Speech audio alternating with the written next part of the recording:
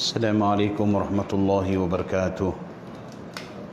بسم الله الرحمن الرحيم. الحمد لله رب العالمين وبه نستعين، والصلاة والسلام على أشرف المرسلين سيدنا محمد، سيدنا ومولانا محمد سيد الأمين، وعلى آله وأصحابه أجمعين. اللهم ارحمنا بالقرآن العظيم ارحمنا. اللهم ربنا زدنا علما نافعا وارزقنا فهما واسعا وارزقنا فهما صادقا. Amma ba'du. Yang saya kasihi Tuan Imam, Tuan Bilal, dari Jatuh Kuasa Surau An-Nur Fasa 2, hadirin hadirat yang dirahmati Allah, mudah-mudahan perjumpaan kita hari ini merupakan di antara perjumpaan majlis ilmu yang dicatatkan kebajikan di dalamnya, yang dalam usaha kita untuk istiqamah dalam pengajian ilmu dan juga untuk menanam saham akhirat yang sebanyak-banyaknya selagi ada hayat. Takziah diucapkan kepada seluruh komuniti kerana hari ini katanya ada seorang yang telah seorang jemaah kita telah meninggal dunia, almarhumah, diberi nama Syamsidah binti Haji Salam. Mudah-mudahan Allah menempatkan roh almarhumah di kalangan orang-orang yang beriman dan mendapat ganjaran yang terbaik di alam akhirat, permulaan alam akhirat itu. Dan insya-Allah saya menerima pesanan supaya kita lepas salat Isyak nanti kita akan buat tahlil ringkas ya, sama-sama insya-Allah. Baik tuan-tuan dan hadirin hadirat kasih, alhamdulillah malam ni saya bawakan satu lagi latihan untuk makhraj dan sifat huruf yang duduk pada kedudukan al-lisan. Dan ini lidah. Sebelum ni qaf kaf dah selesai. Hari ini saya pergi kepada yang di hadapan lidah. Kalau tuan-tuan lihat pada jadual itu, huruf ini yang duduk betul-betul di hujung lidah ada 3 hujung lidah yang membetuli 2 gigi kacip sebelah bawah. Maknanya membetuli maknanya dia tak kena pada gigi kacip itu, tapi dia hampir kepada kedudukan gigi itu. Ada 3 huruf yang berbeza sifat dan juga berbeza dari sudut bunyinya.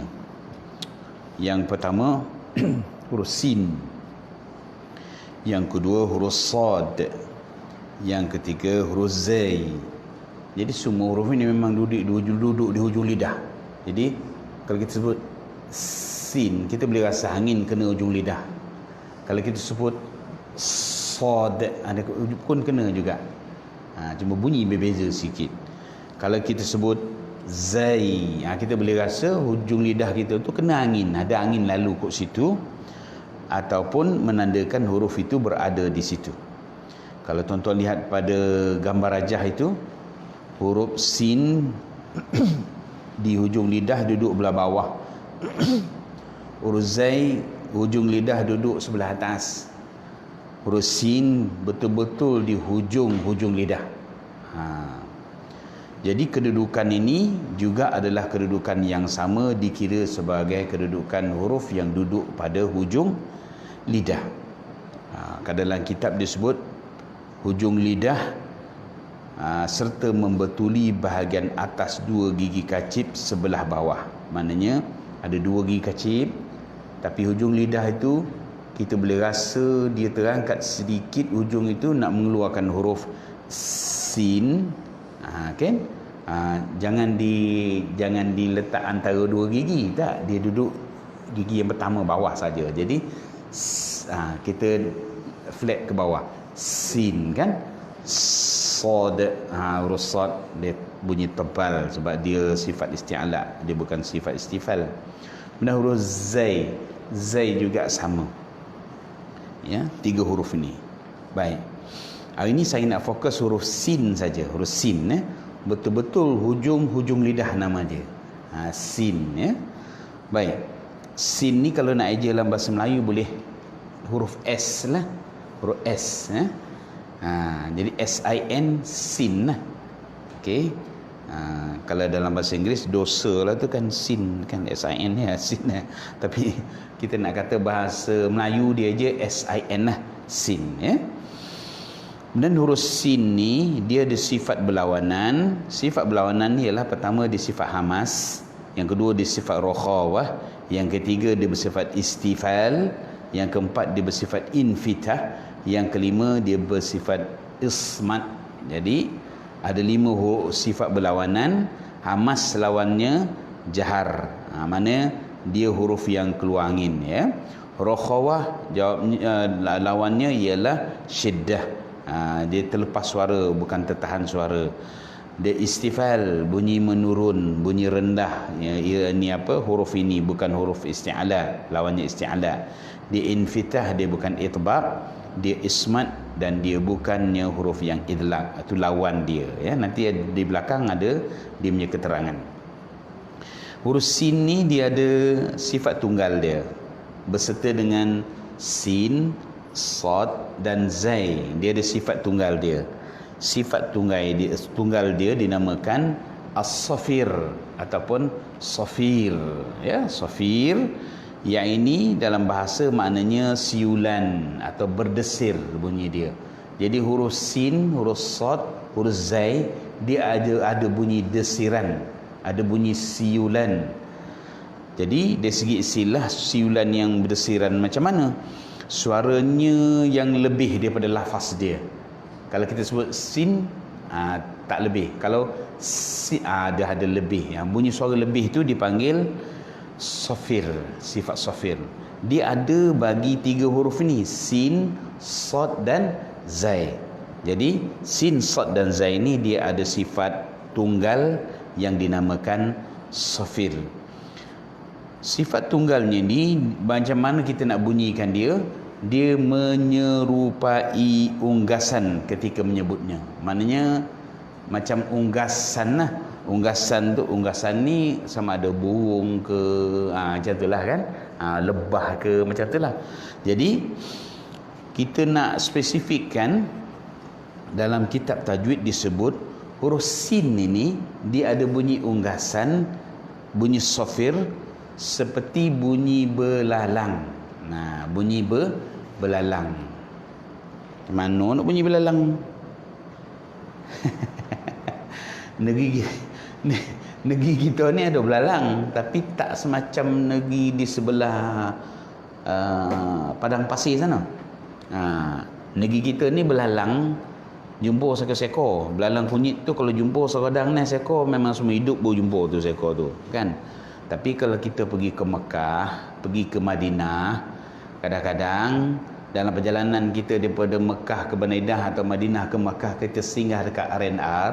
Kalau musim tu musim belalang, Masya Allah. Kalau dalam keadaan ihram punya payahlah kita nak menjaga, takut terpijak dia kan. Kalau terpijak dengan sengaja, makna kita dikenakan dam. Sebab begitu banyak belalang dia. Masa tu tuan-tuan boleh dengar bunyi belalang. Bunyinya dia berdesis. Itu belalang.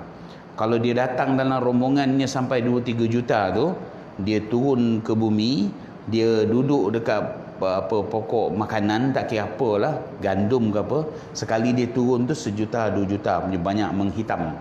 Dia bunyi dia turun, kalau dia makan, sekali makan memang 2-3 ekar habis lah. Jadi belalang yang ada di sana tak sama daripada sini. Mana sama, dia tak sama ya. Bunyinya begitu.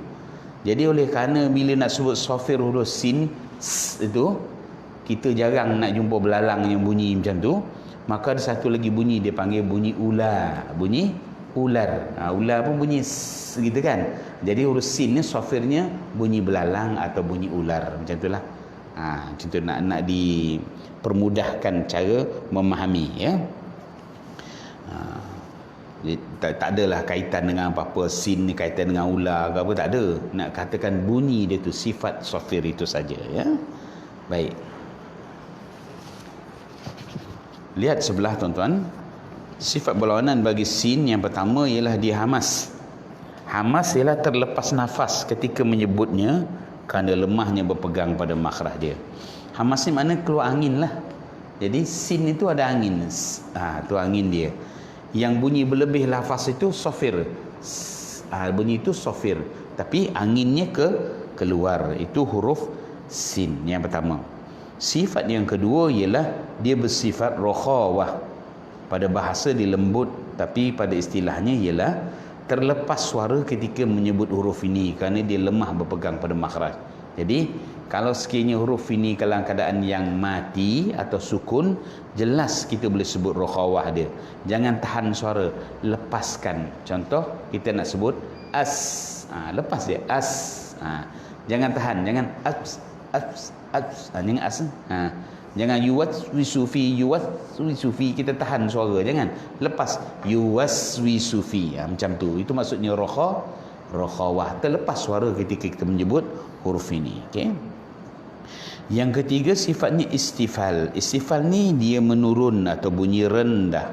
Bunyinya sama rata. Wazannya abata yang saya bagi itulah. Abata, ya. Kan salah dengar kan avatar pula kan. Avatar tu cerita lain kan. Abata huruf ya. Abata sa. Jadi macam itulah. Jadi kalau kita nak tahu istifal, itu dahlah dia punya wazan dia. Abata sa. Dia tak akan jadi bunyi yang selebih daripada itu, ya. Lengkaplah dia tu kalau dia kira istifal itu, ya. Kita sebut abata, abatasa, abatasa, abatasa, ya, abatasa. Baik. Mari sama-sama kita sebut. Cuba tuan-tuan sebut abata. Abata. Dia sama level bunyi kan? Abata. Jadi sin bagi atas sama juga level. Abatasa. Cuba. Dan jangan tertahan suara. Jangan nak sebut tu abata sa. Tak ada. Dia lepas. Dia rokhawah. Abatasa. Cuba.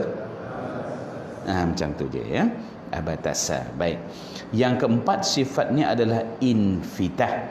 Infitah ni ialah terbuka ruang antara lidah langit-langit. Maksudnya lidah kita tak terangkat langsung ketika menyebut huruf ini. Dia mati ke, dia baris atas ke bawah ke depan ke, lidah kita flat saja. Ada 4 huruf saja terangkat lidah sehingga melekat lidah tu ke dinding-dinding lelangit, 4 je, iaitu huruf sad, huruf dhad, huruf ta, huruf dha, dipanggil itbaq. Itu lawan bagi infitah. Huruf yang lain semuanya adalah bersifat infitah, termasuk huruf sin. 4 huruf saja yang itbaq, ya. Baik, yang kelima sifatnya ialah idlaq. Ismat. Idlaq ada 6 huruf, ismat selebihnya 23 huruf. Kalau jadi 29 huruf ini menunjukkan alif itu termasuk dalam huruf yang dimasukkan dalam ni selain daripada hamzah, ya. Baik. Ismat maksudnya dilarang atau tertegah suara tu keluar, tertegah lagi segera keluar ketika kita mahfazkan lafaz huruf ini. Kenapa? Walaupun dia bersifat rokhawah, terlepas suara, tapi kita akan melakukan sebutannya tiadalah keluar suara tu dalam keadaan yang langsung kita tak tegas. Jadi ketegasan, tertegah segera keluar itu dinamakan ismat. Jadi kita sebut contoh, kita sebut, cuba tuan-tuan sebut abatasa. Masa tuan-tuan nak sebut sa tu, dia tak adalah tuan-tuan akan sebut abatasa, abatasa, abatasa. Tak ada jadinya tu. Kalau abatasa, itu dah jadi idlam. Dia ada sedikit tertegah suara untuk keluar dengan segera. Abatasa. Cuba. Aywa, itu huruf sin. Jelas, ya? Baik. Itu sifat dia. Jadi memahami sifat ini termasuk sifat tunggal dia yang saya dah sebut tadi, iaitu sofir. Jadi masukkan dalam bacaan kita sebentar lagi, ya. Baik. Huruf sin ini latihannya seperti ini yang ada di sini. Okey, cuba lihat, ya. Saya bacakan dulu. Ni wazan yang saya buat, ya. Sa sau, ya. Sa sau gitu, ya. Sa sau. Jangan tuan-tuan buka nanti tak jadi istighfar, jadi sasau. Tu sasau lain. Dia rendah istighfar. Bawah sa walisasna minal musni musasau walisasa. Jadi bunyinya sa, bukan bunyinya sa. Boleh beza. Kalau kita sebut sa, itu bukan istighfar, itu sudah melebihi daripada sifat istighfar. Seolah-olah dia nak pergi kepada bunyi isti'ala tu. Tak sampai isti'ala, tapi dia meninggi sudah. Dia sepatutnya dia rendah. Sa, bukan sa. Boleh ya? Jangan sebut sa. Kalau sebut sa, dia jadilah lahjah kita lah, menghilangkan sedikit sifat, mengurangkan sifat huruf sin. Kalau disebut sa, itu bahasa kita lah. Contoh kita nak sebut satu, itu bahasa kita. Hilanglah sifat sin itu. Sepatutnya kalau nak sebut dalam bunyi kearaban, bunyi Quran, satu, gitulah jadinya. Satu, bukan satu. Boleh ya? Boleh beza ya? Baik, itu adalah latihannya. Tapi baca Quran saja macam tu tuan-tuan, kan balik rumah tuan-tuan buatlah macam tu, polik mana pula kan. Pergi kedai kan, bagi saya gula 1 kilo, kan polik lah bunyi kan. Apalah kono dia ni kan, rupa belajar tajwid pada malam Isnin dengan saya ya. Baik, kita cuba membunyikan wazan ini sesuai dengan huruf sin itu ni ya. Saya sebut ya, cuba tuan-tuan, pertama, yang kedua jadi rendah kan, cuba, dia tak berapa sasawana lah kan, sikit je ya. Walisasna minal musni musasau walisasa sasau walisasna. Kan kita baca sasna kan, kita lebih kan, jangan tahan suara jadi dia nanti tak berlaku rokhawah, tak berlaku hamas, tak berlaku safir. Lepaskan dia. Walisasna minal musni. Apa jadi kalau kita tahan suara? Dia akan jadi seperti ini. Kemungkinan walisasna jadi walisasna nanti. Minal musni, jadi musni. Jadi sepatutnya walisasna minal musni, macam tu ya. Sabar-sabar sebut, habiskan lafaz dia. Semula sasau walisasna. Jangan tahan ya. Walisasna. Ayuh, habiskan bunyi dia. Tu rokhawah. Minal musni. Jadi macam lam, tak usahlah buat macam sin tu, lebih pula. Jangan minal musni. Lam tu sama macam sin pula. Padahal lam itu bukan rokhawah. Lam tu sifatnya adalah tawassud. Dia separuh daripada bunyi berlebihan lafaz untuk sin. Jadi minal musni, cuba, minal musni musasau walisasa. Jadi kalau kita nak sebut bunyi orang namanya Musa lah. Dalam Quran kita nak baca kan, wa idh qala Musa. Jangan wa idh qala Musa. Jangan Musa. Kalau Musa tu dah menghilangkan atau mengurangi sifat yang disebut sebagai istighfar tadi kan. Jadi kedudukan tu kalau kita biasakan, insya-Allah boleh. Sekali lagi. Saya baca dulu. Sasan wa lisasna minal musni musasan wa lisasa. Tarik nafas, mula.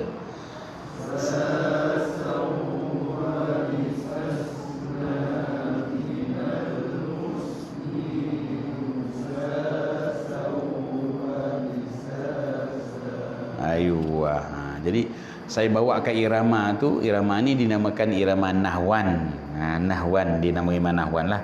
Jadi maksudnya membaca Quran tu kan saya biasa saya bagi tahu tuan-tuan dan puan-puan, hadirin hadirat. Quran itu mesti ada 3 komponen ini kan. Tajwidnya, makhraj sifatnya, tajwid tu, kemudian tu suaranya, kemudian iramanya. Ada tu baca Quran memang macam tu ya. Jadi untuk wazan ni saya nak melatih saja bunyi dia supaya membiasakan suara terlembut berirama. Okey, sekali lagi. Sama-sama dengan saya mula. Sasan wa lisasna minal musni musasan wa lisasa. Aywa. Kalau nafas tak sampai, kita berlatih je lah bagi sampai itu je ya. Tariklah nafas dalam-dalam ya. Tarik nafas dalam-dalam. Dan tenang-tenang. Tu tenang. Kawalan nafas ni mesti dalam keadaan relax lah, tenang lah ya. Kalau ada gaduh, nafas memang pendek lah. Tu lah, memang pendek dia. Cuba tengok orang bergaduh kan. Macam mana nafas macam mana kan. Tak bernafas dia kan. Sebab gaduh kan. Jangan gaduh. Tenang. Baik, tengok tuan-tuan. Saya bawa ayat-ayat yang berkaitan dengan huruf sin ini. Pelbagai baris, mati dan sebagainya. Jadi kita masuk dalam bacaan Quran terus ya. Dan paling banyak huruf sin ni setiap ujung ayat dia ialah surah An-Nas ya, suratun Nas ya. Min suratin Nas ya. Daripada surah An-Nas ini, An-Nas ni cuma ujung-ujung rasul ayat itu semua sin. Berbaris. Biasanya kita akan matikan lah ya, kita matikan. Jadi kita praktis untuk sebutan bagi huruf sin ya. Cuba dengan saya. A'udzubillahi minasyaitonirrajim. Bismillahirrahmanirrahim. Qul a'udzu birabbin nas.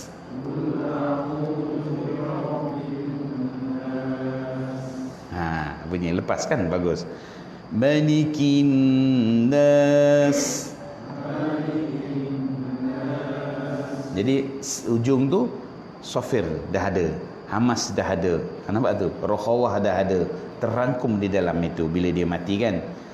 Ilahin nas. Min syarril waswasil khannas.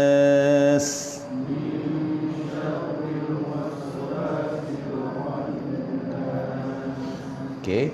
Min syarril waswasil khannas.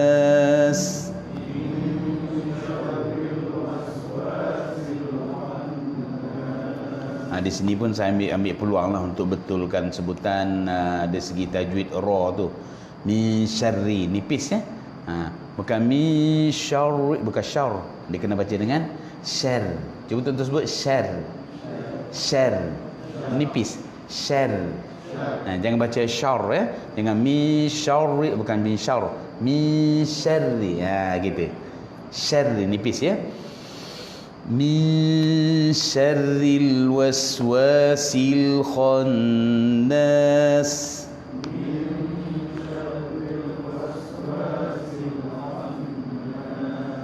Dipanggil syarri tu, ra tu tarkik, ra tu nipis bunyi dia ya, bukan tebal ya.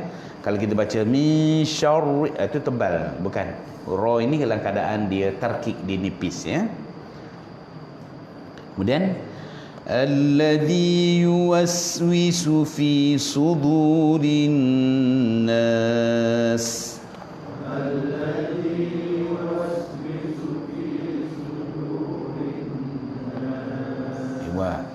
Nak bezakan huruf sad dengan huruf sin kan, jadi jadi sudu.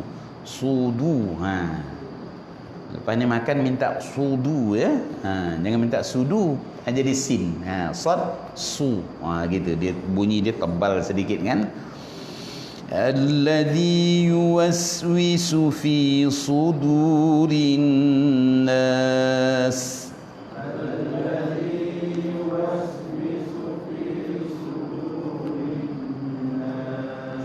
Minal jinnati wan nas.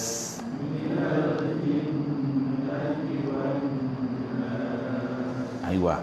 Kemudian tu yang berikut ialah huruf sin yang baris bawah. Okey, dia bunyi si lah.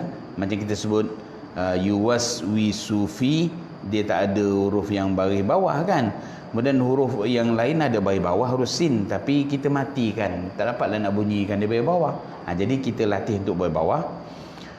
Wa yaqulu sihrun mustamir.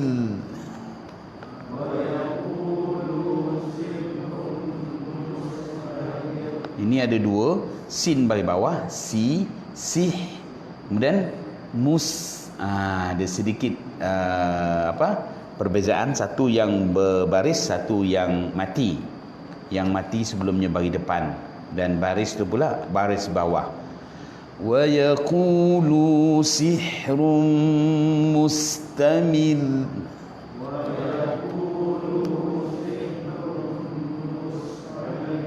Ya, mustamir tu lajak sikit lah, sebab dia ra tu bersabdu kan. Wa yaqulu sihrun mustamir.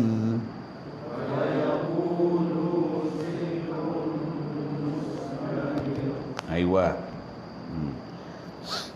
Kemudian tu kalimah an-nasu. Ni yuwaswisu dah ada tadi kan. Cuma nak sambung dengan huruf lain supaya jangan bunyi dia berubah ya. Ya ayyuhan nasu u'budu rabbakumul ladzi khalaqakum.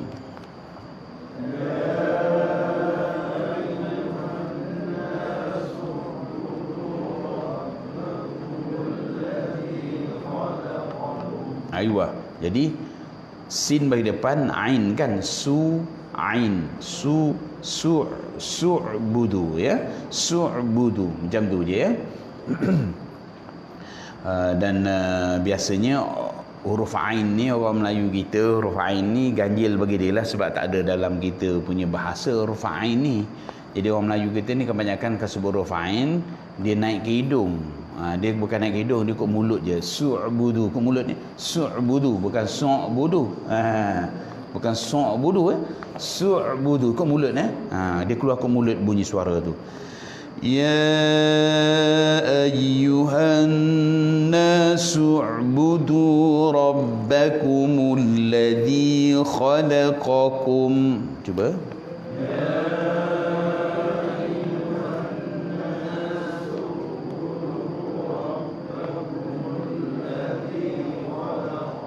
Ya, khalaqakum. Ini kita dah belajar huruf qaf dengan kaf itu kan. Bezakan bunyi dia, jangan sama semua ya. Jadi khalaqakum, khalaqakum, gitu ya. Dia biasa bermasalah sikit kalau huruf sifal ni dikepung oleh huruf yang isti'ala. Kalau kita tak jaga betul-betul, jadi isti'ala semuanya. Dia tendensi nak jadi huruf isti'ala tu ada huruf sifal tu ya. Kemudian tu sin yang bagi atas, cuba tengok. Amman hadzal ladzi yarzuqukum in amsaka rizqah.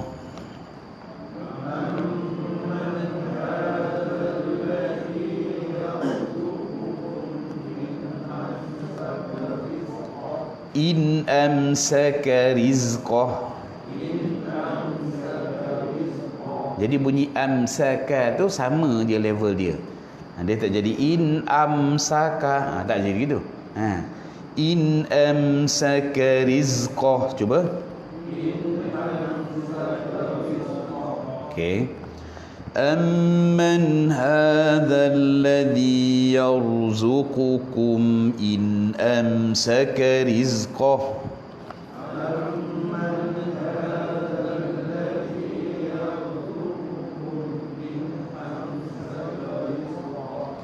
Ya. Jadi rizqah cuba. Dia rozai itu habiskan juga. Rizqah. Aywa. Ballajju fi utuwin wa nufur.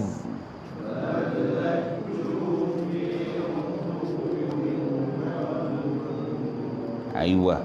Jadi huruf sin itu jangan kita tahan dia ya. Contoh kita tahan lah. Tak lengkap sifat dia. Qul a'udzu bi rabbin nas. Dia tahan hujung tu kan. Jangan. Malikin nas. Sikit je pula keluar. Itu tidak tepat. Dia mesti berhabis-habisan keluar je. Tak ada masalah apa. Tambah dengan sofir lagi, dia melebihi lafaz yang hamas, yang rukhawah tadi ya. Sepatutnya Qul a'udzu bi rabbin nas. Kena habis begitu ya. Malikin nas. Bunyi habis ya. Jangan tahan bunyi dia. Kalau kita tahan, dia akan mengurangi sifat-sifat saya sebut tadi. Cuba tengok muka surat yang akhir. Saya nambah sikit. Ada kan satu muka surat lagi kan? Ada, okey. Ini masalah bila huruf sin dikepung oleh dua huruf yang isti'ala, yang bukan istifal. Contoh, bil qistasi. Qistasi tu qaf tu huruf isti'ala, sin tu huruf sin lah yang istifal, ta tu huruf isti'ala lagi. Jadi mengelakkan kita jadi bunyi seperti sad yang dijadi bil qistasi, jadi sad. Dia sepatutnya bil qis, sin betul, bil qistasi. Macam tu ya. Cuba tuan-tuan sebut. Aywa. Kalau sekiranya kita rasa terlajak jadi bil qis tu sudah jadi sad, dia bukan sin dah tu. Sepatutnya bil qis, sin, bil qis, sin ya, bil qis tasi, begitu sepatutnya ya. Jangan bil qis, jadi sad. Sebab apa? Tendensi nak jadi itu sebab huruf qaf tu isti'ala, huruf ta tu sifat isti'ala, maka sin tu terkepung di tengah-tengah menjadikan sebutan itu tidak tepat. Sekali lagi, bil qistasi. Baik. Ummatan wasata. Wasata, jangan ummatan wasatanya. Dia nak jadi sad tu. Tendensi bisa. Wasata mesti begitu ya. Kekalkan bunyi dia tak berubah. Okey. Bibasiti yadiya. Cuba. Jadi bibasi. Basi, jangan bibasiti. Bibasiti jadi sad dia. Bibasi. Macam tu.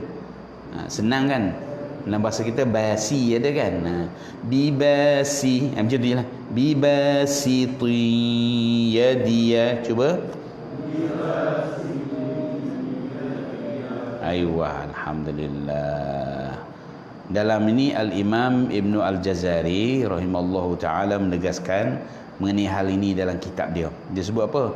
Manzumatul muqaddamati fima yajibu ala qari'il Qur'ani an ya'lam.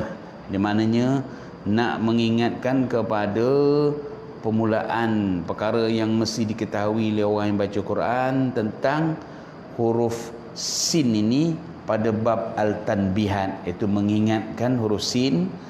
Bagaimana keadaan dia?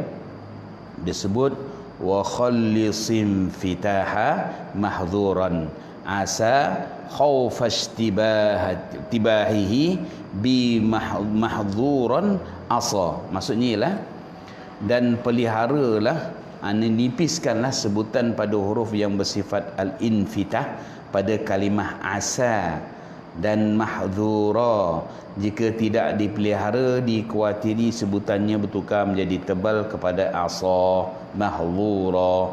Jadi maksudnya begini, lidah kita dalam Quran ada dua kalimah ni. Satu asa, contoh asa rabbukum ayyarhamakum, itu ayat dia kan. Asa rabbukum ayyarhamakum, maksudnya lah mudah-mudahan atau sayugianya Allah Ta'ala akan merahmati kita. Tuhan kamu merahmati kamu kan. Tapi kalau kita baca aso, aso tu dah tukar makna, sin tukar jadi sod. Aso ni apa maknanya? Tongkat. Tongkat Nabi Musa kan. Sehingga Allah perintah alki asak tu, asa tu ialah tongkat. Jadi kalau kita baca asa rabbukum, tukar jadi asa rabbukum, nampak tu jauh tak beza makna dia. Maknanya daripada mudah-mudahan sudah jadi kepada tongkat. Sepatutnya mudah-mudahan Tuhan kamu, asa rabbukum, macam tu. Kalau kita baca asa rabbukum, jadi apa? Tongkat Tuhan kamu. Jadi macam tu. Nampak tak bezaan dia? Cuma tukar bunyi huruf sin jadi huruf sad. Ini diingatkan oleh Al-Imam Ibnu Al-Jazari. Kenapa? Kerana kebiasaan kita, kerana kebiasaan. Huruf sad tak ada dalam bahasa Melayu, terutama orang ajam ni huruf sad tak ada. Saya ingat bangsa-bangsa lain pun huruf sad tak ada. Bahasa Jepun ada huruf sad apa? Pakai bahasa Jepun sini. Ada tak? Ada tak huruf sad? Ada? Tak ada. Bunyi sad masa kata kan. Jepun banyak arigato. Kan? Itu yang ada lah kan. Di antara lah. Atau bahasa Inggeris ada huruf sad. Ada tak? Bunyi sad. Ada. Atau siapa ada bahasa Jerman di sini dia tahu tentang bahasa Jerman, ada bunyi sad. Ada bunyi huruf sad lah dalam bahasa Jerman. Ada tak? Atau bahasa Rusia ada tak? Tak ada sebenarnya. Itu specialnya Quran ini. Ya, huruf ain, huruf sad, huruf dhad, huruf ta. Tak ada dalam bahasa lain. Ada dalam bahasa Al-Quran saja. Itu ketinggian bahasa Al-Quran ini ya. Mungkin ada hampir-hampir lah, tapi tidak seperti mana bunyi huruf-huruf Quran.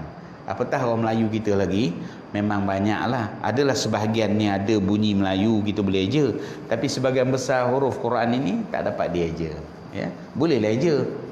Macam ada orang eja THA jadi tha kan. Cuba bagi orang tak belajar, dia boleh baca tu. Dia jadi apa tu? Tak tahu dia baca apa kan. Tak mungkin dia baca tha, tak mungkin baca tha kan. Tak mungkin. Sebab tidak ada bunyi bahasa Melayu mengikut perkataan ataupun kalimah-kalimah daripada bahasa Arab ataupun bahasa Al-Quran itu sendiri. Maka kena pelajari seperti inilah supaya jangan tertukar. Tukar jauh makna, beza makna, bertukar makna, makna bacaan itu rosak. Rosak maknanya batal. Itu maksud dia ya. Kalau bacaan itu berlaku dalam bacaan Fatihah dan salat, masya-Allah, kena betulkanlah. Takut nanti terbatal bacaan kita. Ya, ini masalah ibadah, memang kenalah kita berhati-hati. Baik, tuan-tuan dikasihi, insya-Allah saya nak berhenti setakat ni. Mudah-mudahan apa yang dapat sedikit bimbingan itu mudah-mudahan dapat diamalkan bagi huruf sin hari ini ya. Ingat ada dua lagi huruf yang sama dengan sin. Dia beranak di hospital yang sama, iaitu huruf sin, huruf sad dan huruf zai. Dia beranak di hospital yang sama. Senang saya nak bagi faham kan.